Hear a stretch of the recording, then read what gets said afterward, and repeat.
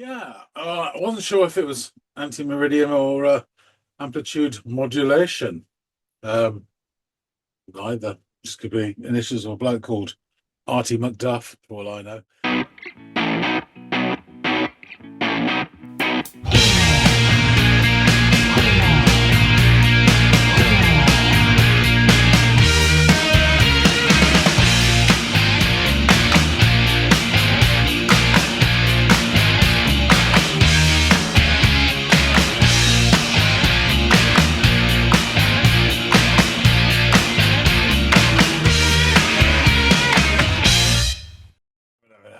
Hey, everybody, and welcome to another episode of Les Audiophile. I'm called John. It's called Andy. I think I might have met you before. I think it's time we settled a score. Buildings there, they stretch so tall. It's steel and brick no more. No more. More on that later. But first, we have a track to listen to, selected by brother Andy. Andy, what do you got? What I've got is we are going to be revisiting a band that we've listened to before on the channel. I think you Ah, really enjoyed the first track that we did by these guys, and if my memory serves, express a want to hear some other stuff by them. So we're going to be returning to the Audiotree. So find a branch and perch on it. The band that we're going to be checking out is Beach Goons, those lovable oh, fellas from Southern California. And this track from that same studio performance that we saw Hoodrat Scumbags from perform from is going to be the track AM. So, got everything you need. Beach Goons, the track's AM. It's a live Audiotree performance. I'd love to hear your thoughts on now this second track by this group that you'll check out. okay. Will do.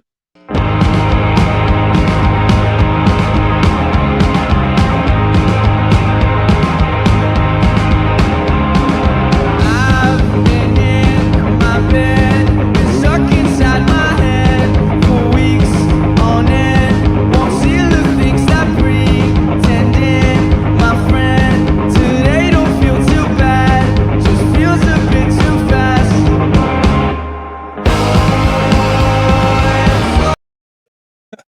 Okay. Great start. Good to see these three guys again. Yeah, it's almost a very brief introduction, then straight in with them singing away. I got something about it being been in his bed for stuck in his head for a few weeks on end or something. Um, yeah, fair enough. All been there. Um, yeah, it's just got that really nice sound.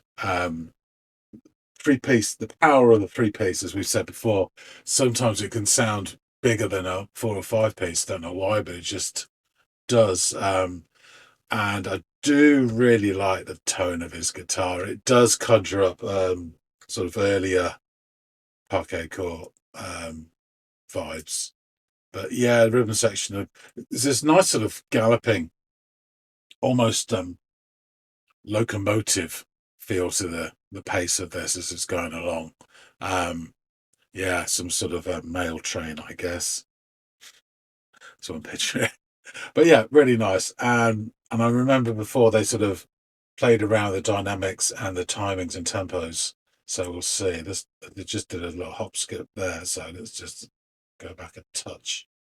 Pretending, my friend. Today don't feel too bad, just feels a bit too fast.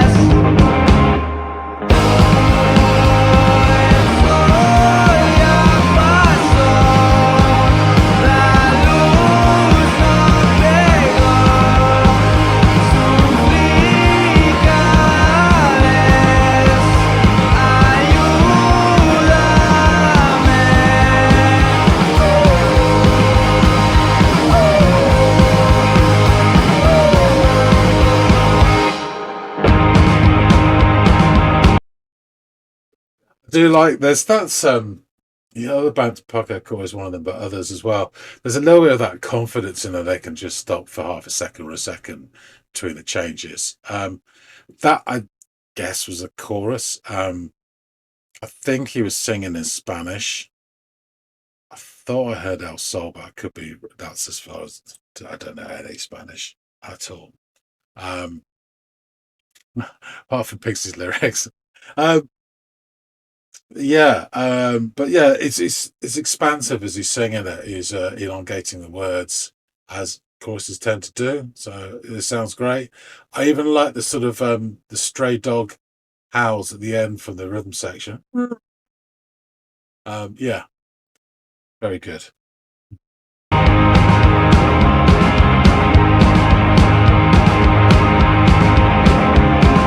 Stuck inside my room, been needing something new to do. 'Cause I don't feel too self-assured, just need to breathe. I'm where I'm supposed to be, it's just confusing me. Oh, estoy a paso, la luz no pegó.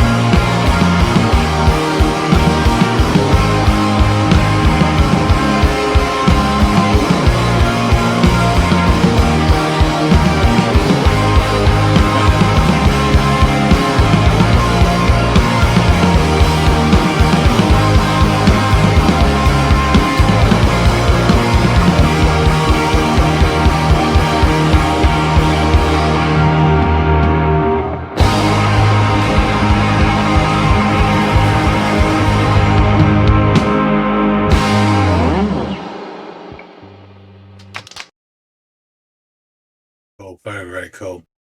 Yeah, I really enjoyed that. I didn't want to stop to say anything. So after verse, chorus, we go into this sort of bridgy bit, slows the tempo down. I remember them doing that in HRSB. I remember that was like the last third of the song was a short song, and it felt very sort of confident. There was a swagger to it when they did that. This seemed a bit more sort of mindful. And then when he started singing during this lower section, it wasn't the same as the chorus. It was in Spanish as well, I'm sure of that. But it wasn't the same as this sort of airy, elongated sort of vowels. It sounded more like he was addressing someone more directly, more conversational, whereas the chorus of it sounded more sort of proclamating, whatever, claiming, sorry, whatever thoughts in Spanish. I have no idea. But yeah, and then picking up the pace towards the end and then finishing with a crash. It kind of reminded me of really, really murky memories of this. But there's some sort of group dance at a wedding that was it was a European wedding in Haringey I went to in the early 90s, but I wasn't in the best of form that day. But it kind of reminded me of that. Um, yeah, there's a bit of Greek in that. This clearly haven't got any Greek in, but do you know what I mean? That's sort of the way the song sped up and then crashed out at the end. Sure. Yeah, funny. No, really enjoyed this. Really enjoyed the tone of the band. Really tight three piece, the power of the three piece, live performance as well. Tick, tick, tick. Really good stuff. They have got a nice. I'm trying to remember what Andy said about the band. I think they sort of the main lad went off to do something else or on the hiatus or something. I think they're waiting for new stuff and they've been waiting and waiting and it's just not happening. That's I'm sure what he said. He'll fit us in. But it does have a lovely youthful quality to it. I think I don't understand like a dig, but I think some bands do have a shelf life. And there'd have to be a new identity, as it were, as he gets older and changes his perspective. But this is a classic sort of 4 or 5 year, 3 album sort of sound. And that is absolutely fine. They go off and then do other stuff, a bit of bossa nova or whatever. Yeah, really, really good stuff. So yeah, let's get ourselves reacquainted with the Beach Goons, and let's check out what the hell this was all about, apart from some guy being stuck inside his head. By chatting it up with Andy. All right, so you're back from the Audiotree studios. What did you make of this track AM by Beach Goons, John? Yeah, I wasn't sure if it was anti-meridian or amplitude modulation. Either. Just could be initials of a bloke called Artie McDuff, for all I know. But anyway, it starts with that full sound that I do remember. It's great. It's we've spoken about this loads before. The sort of power that a three piece can bring about. Sometimes more than a 4 or 5 piece for some reason. It just all seems to fit with no gaps. And as before, I am straight away getting hints of early parquet chords, particularly in the guitar tone. But I'm sure I said that in the last episode reaction. So after the brief 10-second opening salvo, barely enough time to shuffle forward to the microphone, your man starts singing. And apparently he's been in his bed, which he keeps handling inside his head for weeks on end. So some sort of introspective lazy-itis, I don't know. But there's a real pleasant chugging on the guitar, and there's sort of vitalness or vitality of the rhythm section. The song has like a decent pace and energy. It's quite almost locomotive in its feel. It's you imagine an old mail train or something, which is kind of at odds with the opening line about being stuck in his bed in his head for several weeks, which again, we always enjoy those counterpoints. At the end of the verse, there's a stepped pause. I do remember them enjoying use of dynamics in the previous song. And here it's like the narrator has done a standing jump. And while in the air, he turns 90 degrees and lands to deliver the next section in Spanish. Now, I feel that most of my Spanish comes from Pixies lyrics.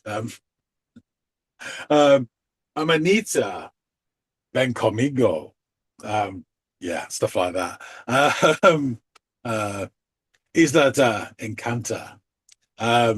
Yeah, that's it. Black Francis. So it does bring up another reference point in terms of their sound, and it's always great for me to be able to mention Pixies in any reaction. So he sings it. I think this is the chorus, and he sings it with words extended and elongated, which again we've talked about before. So there's a sort of part of the chorus is usually building and lofty and swaying and big, or it's extended and airy as well. And I think I heard the words El Sol, but that's my Espanol done, sunshine. So there are some nice accompanying dog howls from the drummer and the bassist. Very strong, stray spaniel vibe. Ho, ho, ho, ho. Yeah, give him a chucky drop. on this kind of hopscotch framed track, we get another mini hop. Roll the dice. And then we're into the next section. Unfortunately, apparently he's still in his room and he's lacking a bit of self-assurance. So he's done well to grab the guitar, really. But we go back through the gears, hop, Spanish, straight jog the Alps. Then, and I know they did this last time as well, but it was like at the end of the song. Here it's like halfway through. The song shifts to a more temperate pace. In HRSB, I remember it having some sort of swagger to the slower section. But here, it feels more like almost like a mindful waltz. I'm not 100% sure, but it kind of feels like it's in 3/time.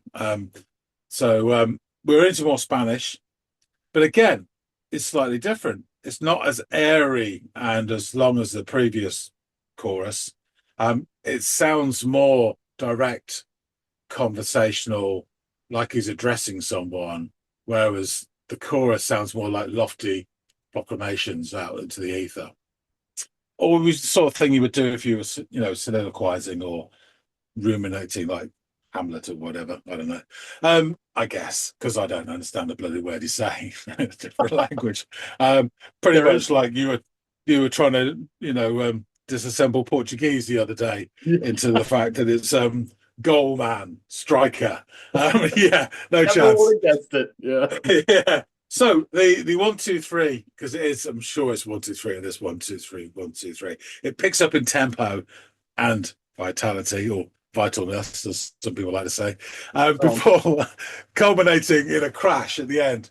So it's really lovely stuff. For some reason, that last bit reminds me of a wedding group dance song, which I experienced in Haringey in the early 90s. But I think I'd said in the action, I wasn't at my best that day. So that's about as much of the details as I can remember.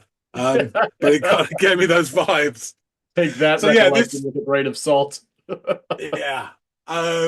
Greek, maybe, because it's Haringey, but I couldn't swear to it. It could be Uzbeki for all I know. Another great live performance. All three were excellent. I just the bass player has a very quiet, unassuming charisma that sort of exudes from him. I love it. I do. Yeah, you were charmed by him the last one, as I recall. Yeah. And I really love the overall sound of this band as well. So yeah, winner, winner, chicken dinner. Awesome. Yeah. I'm glad you liked it. I thought you would. I mean, if you hear the song the first 5-10 seconds of it, and that is Beach Goons, having heard Hood Rat Scumbag or HRSB. It's just they have their own sound, and that's clear as day from the moment you hear one song and move to the next. It's like, okay, this is what I can come to expect from them, and that sound is great. I really enjoy what these guys do, the sound that they create, and even how they represent their culture, and their willingness to show who they are, scars and all, in their lyrics and stuff like that. They definitely own who they are, which is, for being as young as they are when they started the band, is refreshing to see. So, quick recap of the band. I don't want to get mired down too much in stuff that we've already covered, and then I'll get into the song and the album a little bit more, hopefully touching on things that I haven't in the past. But yes, they are a surf punk outfit out of San Diego's Logan Heights. The band currently consists of Pablo Cervantes on guitar and vocals, Chris Moran on drums, and David Orozco on bass, and some excellent harmonization that you wouldn't expect out of a man of that stature, as we were quick to note in the last video, and is applicable in this one as well with his oohs that you don't see coming. The band was the brainchild of Pablo Cervantes, the band's vocalist, guitarist, and sole constant member. Beach Goons began innocently enough with Cervantes and a couple of friends gathering their instruments and jamming together, playing wherever they could find space, from their high school to the Logan Heights Library itself. As the band grew, their sound evolved with them. Their first singles displayed a deadpan, punk indebted flair, but by the time they finished their 2016 debut album, Boy Sad, the band's path began to take a different direction, and more of this Beach Goons personality began to shine through. So for their latest album, Hood Rat Scumbags, Beach Goons didn't rush things, spending 2 years crafting the songs until they became the most potent examples of what they wanted to express. This track, AM, that I had you listen to today, is the opening track from the aforementioned album, Hood Rat Scumbags, and one of its longest, too, if I'm not mistaken. Ileana Ramirez of KTSW reviewed the album and wrote the following of it and this track. In a grand total of 26 minutes, Beach Goons captures their youthful California sound on their sophomore album, Hood Rat Scumbag. The San Diego-based band stays true to their Hispanic roots on this record by incorporating the Spanish language on several tracks. With the punk and cumbia elements, this album offers one word to accurately describe it: is energetic. Each track jumps straight into one another, keeping listeners glued in. She would add, the band opens up Hood Rat Scumbag with the track AM. In comparison to other tracks on the record, this is one of the longest and most complex. In this introductory song, the band pairs a fast-paced drum beat and guitar riff to get the energetic sound that defines this record. Lyrically, the band mixes it up by writing half of the song in English and the other half, as you observed so well, in Spanish. Most of the songs were either scrapped or I rewrote them, Cervantes says, of the writing process. It was just going to be an EP, but it got to a point where we had enough songs to make it an entire album. Though it, as mentioned, it's only 26 minutes long. The product of all that work is Hood Rat Scumbag, released on September 7th of 2018. Across the album's 10 songs, Beach Goons effortlessly blend genres, borrowing a little from punk and surf to authentically express their lives and where they come from. We're from a Mexican community. We're all Mexican. And we really love to show that, Cervantes says. Logan Heights is the heart of Mexican culture and the heart of Chicano culture. And I really want to emphasize that this was our upbringing and this is who we are. Which I think that I may have mentioned a snippet of that blurb in the previous episode, but I think that also underscores what I was alluding to earlier, this familiarity with their self, and knowing who they are and how that comes through. And I think an authentic kind of songwriting and lyricism. And speaking of those lyrics, let's get into them. I've been in my bed, been stuck inside my head for weeks on end. Won't seal a thing, stop pretending, my friend. Today don't feel too bad, just feels a bit too fast.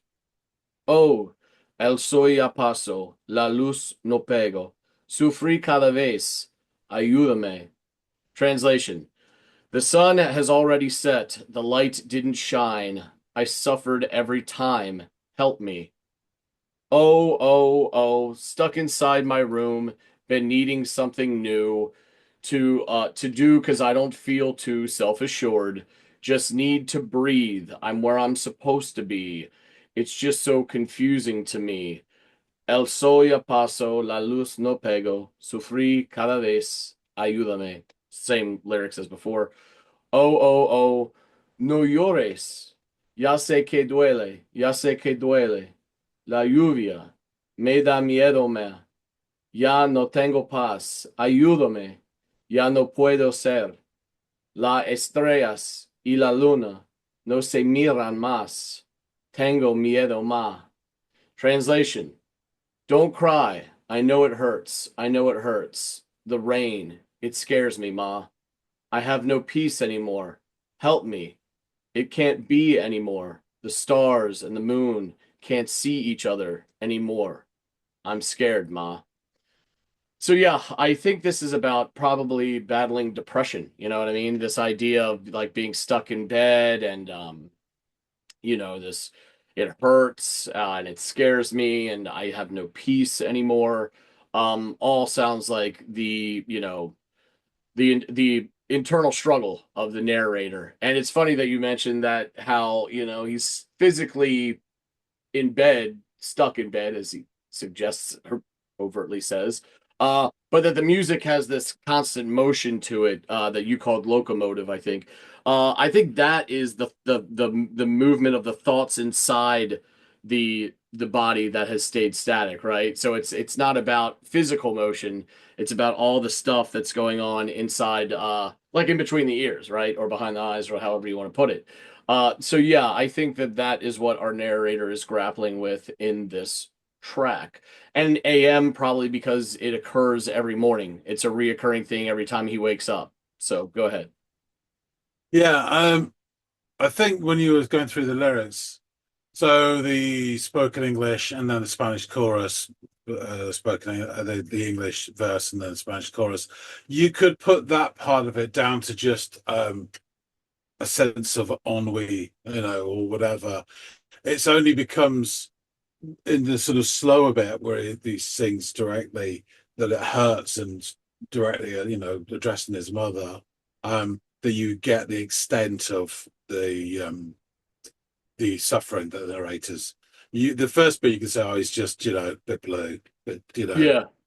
probably a bit exhausted mentally and physically as well, or whatever. And then it's the second bit which actually clarifies that it is a bit more than that, and then it's Yeah.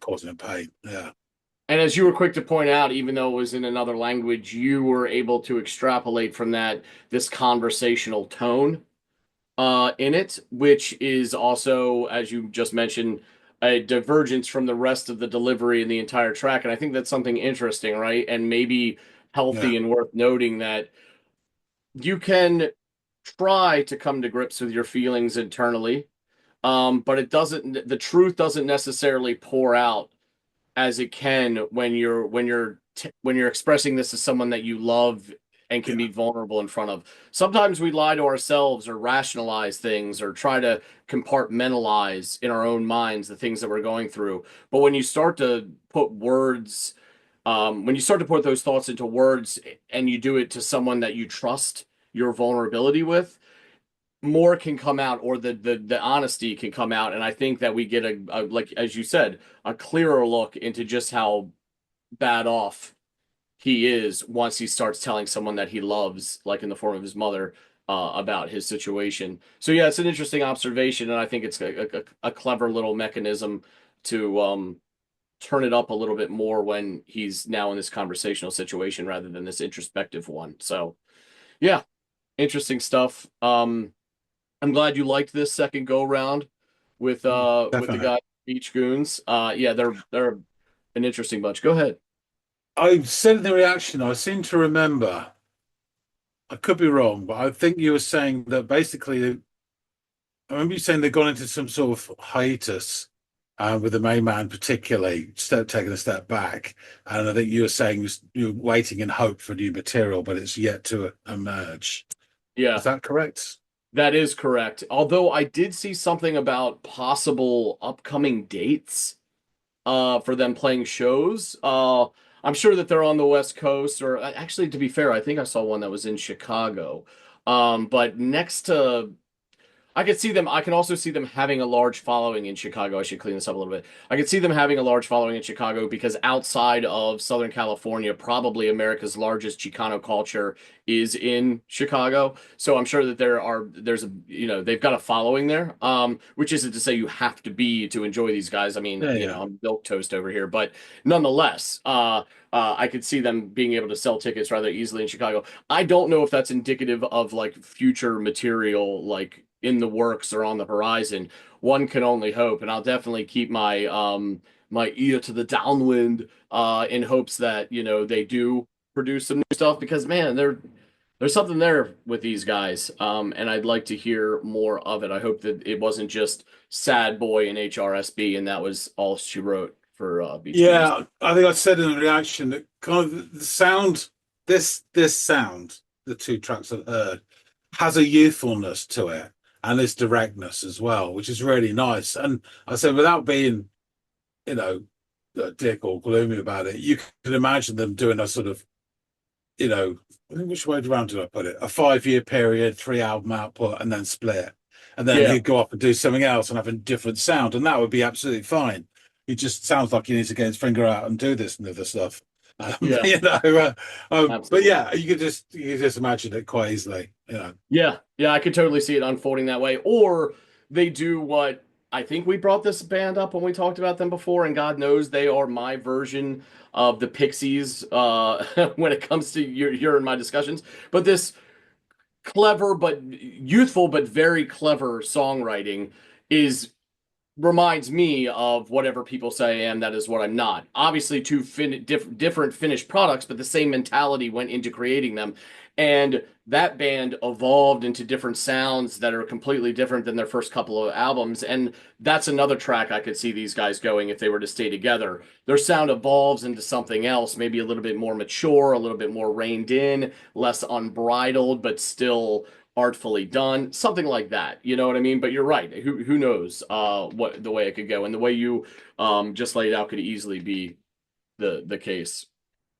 So, but yeah, thank you so much for giving a listen. I'm really glad that you enjoyed this one. We're two my for two with pleasure. these guys. Guys out there in the listening audience, please let us know what you thought of this track by Beach Goons entitled AM. And you know, if it conjured up any thoughts of other bands or whatever, and you didn't shout them out in the last one we did, feel free to shout them down below, and offer up any songs for us to check out, whether akin to this or not. And you know, if we haven't heard it, if both of us are not familiar with it, it'll likely feature on a future Friday episode. Just be patient. Thank you so much. And if you haven't done so already, please like, share, and or subscribe. It goes a long way at helping us, at the channel only costs you a few minutes, so we really do appreciate it. All that said and done, John, I hope you have an excellent rest of your day, and everybody out there, I hope you do the same, and hopefully we'll catch all y'all in growing numbers on the next installment of the Audiophiles. We'll see you later, guys.